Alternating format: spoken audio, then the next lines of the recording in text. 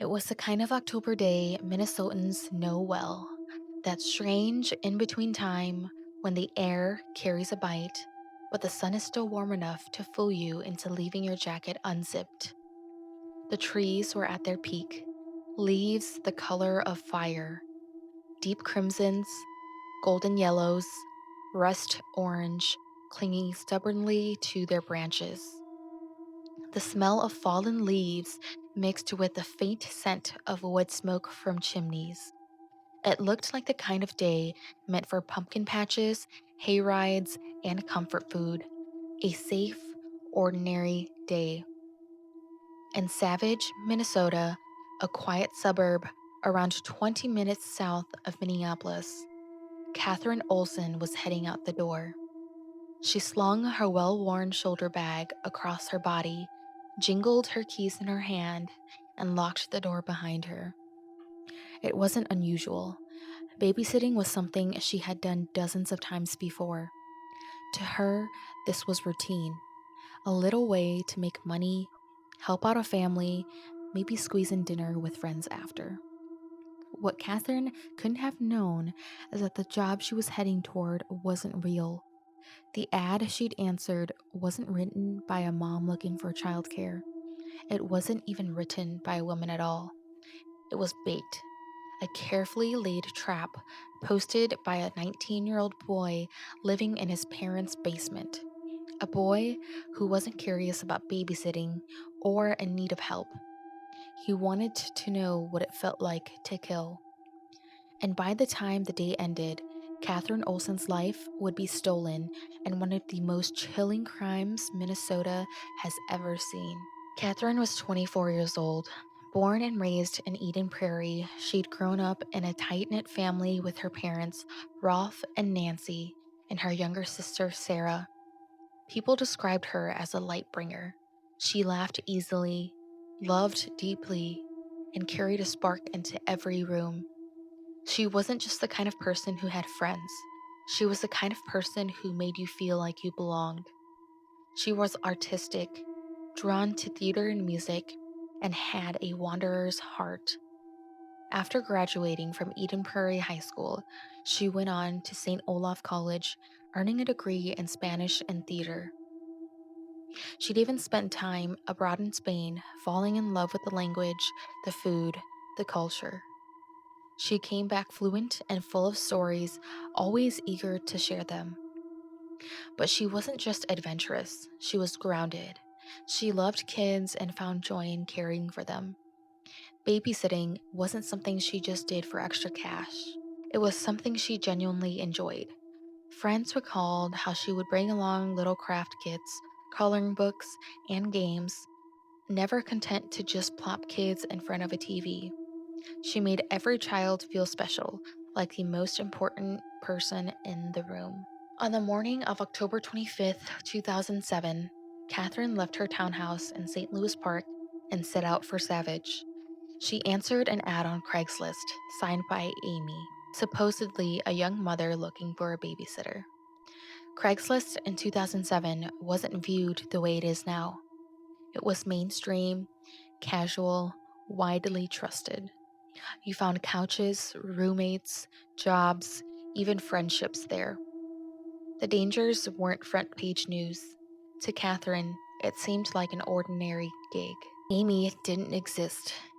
The ad had been written by Michael John Anderson, a 19-year-old who lived in his parents' suburban home.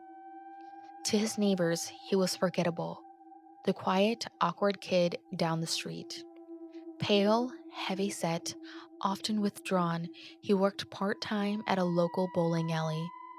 Nothing about him screamed danger. If anything, he was invisible.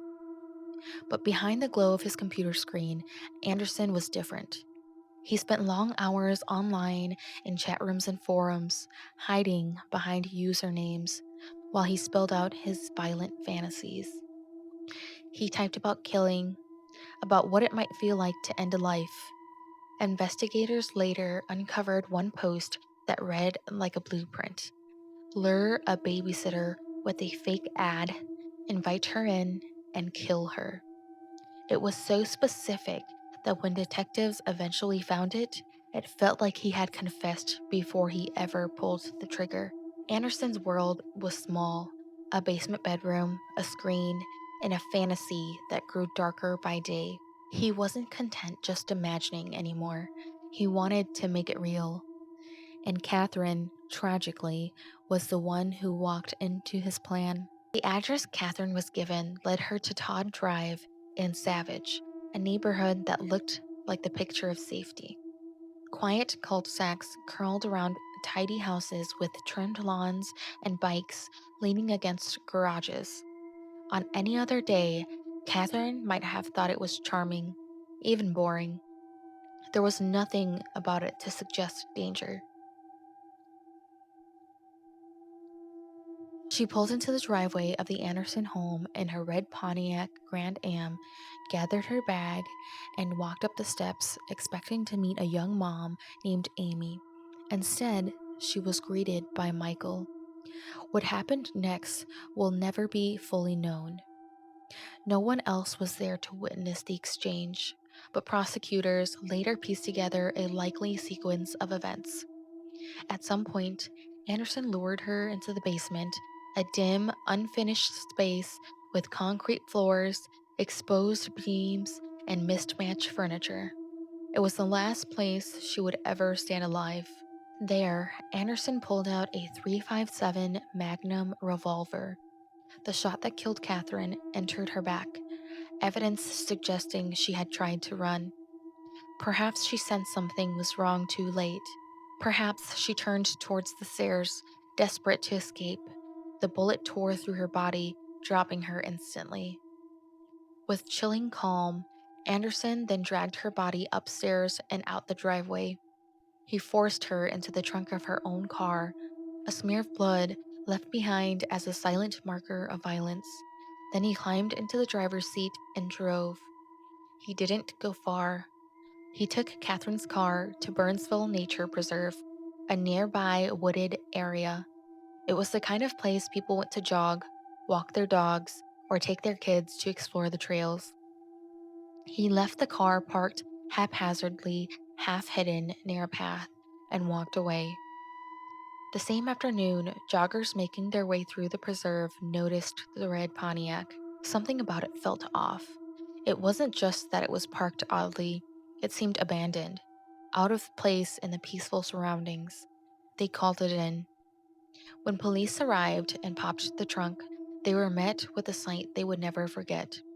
Inside was Catherine Olson, lifeless, folded unnaturally into the small space, her vibrant future stolen in an instant. By nightfall, the news had spread.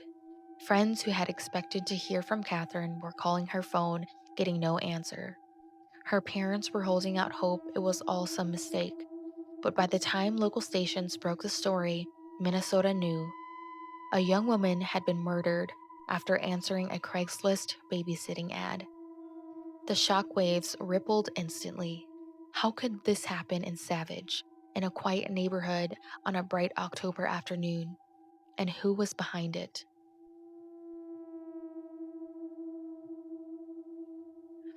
When police opened up Catherine's trunk and found her body, it wasn't just a shocking discovery. It was the beginning of a meticulous hunt for answers. Detectives knew they were looking for a staged drop-off, but now they needed to retrace her last hours and figure out who had set the trap. The first break came almost immediately. Detectives pulled her phone logs. The last number she dialed was for Amy, the babysitting mom she thought she was meeting. The number wasn't registered to any woman, though.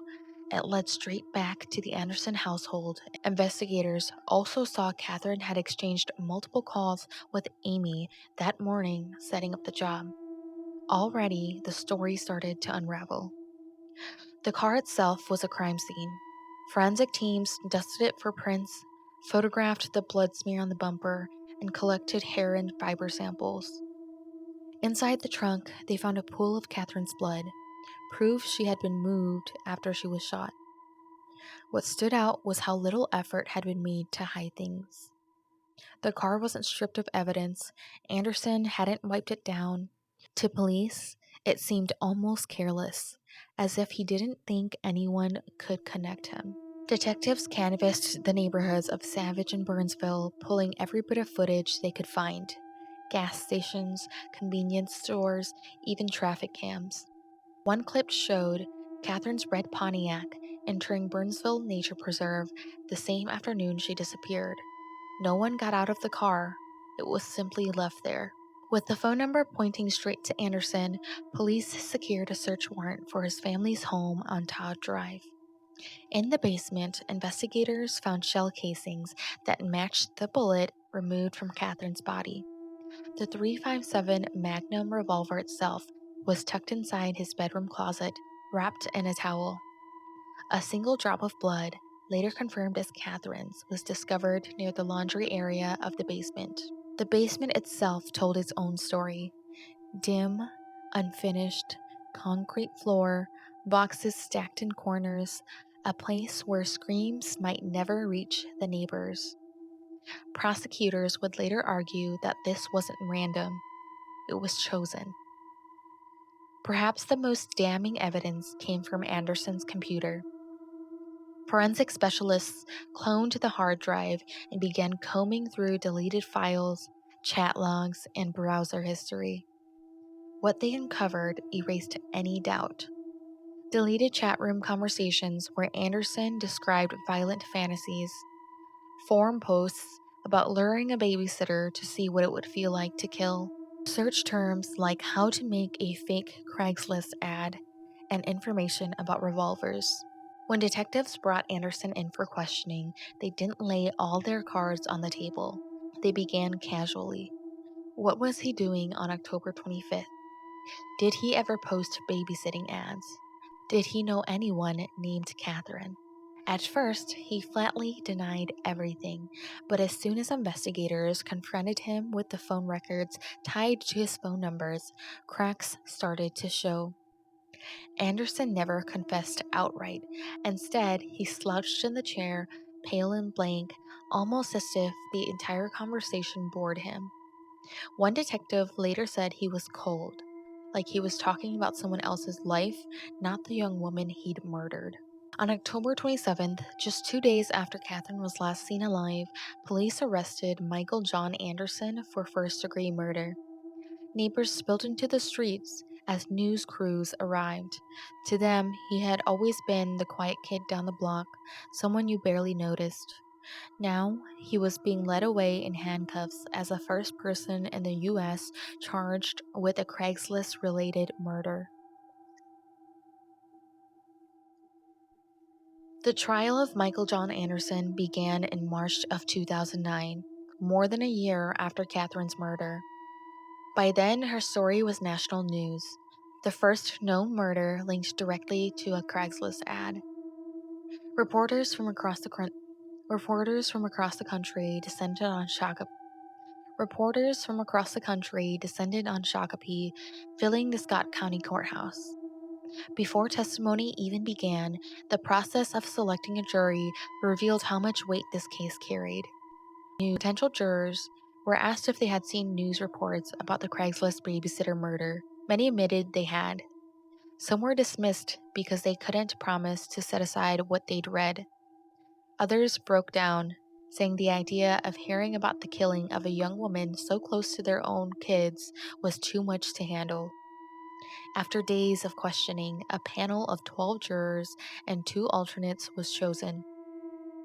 They were warned this case would involve graphic evidence and testimony, and they would be asked to judge whether a 19-year-old had committed premeditated murder. Scott County prosecutors painted Anderson as someone who had fantasized for years about killing and finally put his plan into motion.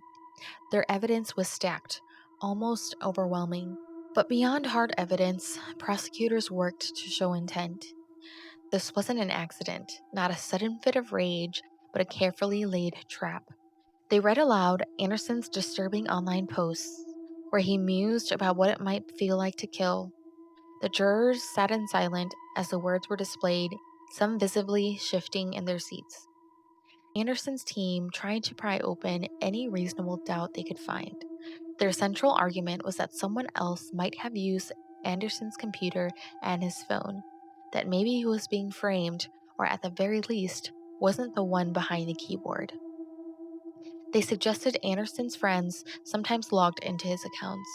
They pointed out the lack of eyewitnesses to the shooting itself, and they tried, at moments, to portray him as an awkward, socially isolated teenager who didn't fully grasp the seriousness of his online words. But every time the defense raised doubt, prosecutors countered with evidence. The IP address from Anderson's own bedroom, the revolver hidden in his closet, the phone records placing him in direct contact with Catherine. The Olsen family sat through every day of testimony. Catherine's parents, Rolf and Nancy, often wore purple, her favorite color. Friends from St. Olaf College filled the benches, some clutching photos of her, others pinning buttons with her smiling face. Reporters described the atmosphere as tense, almost suffocating. At times, testimony was so clinical, blood patterns, ballistic matches, autopsy reports, that it stripped the humanity from what happened. But then Catherine's parents would take the stand, or a friend would speak about her joy for life, and the courtroom would shift, the weight of loss suddenly undeniable. Observers noted that Anderson showed little emotion throughout the trial. He rarely looked at the ocean. He rarely looked at the Olsen family. During graphic testimony, he sometimes stared at the table, adjusting his glasses, expression flat. Prosecutors later called this chilling, as if the crime and the trial belonged to someone else. By the time closing arguments came, the prosecution framed Anderson's crime as not just murder, but a calculated act of cruelty.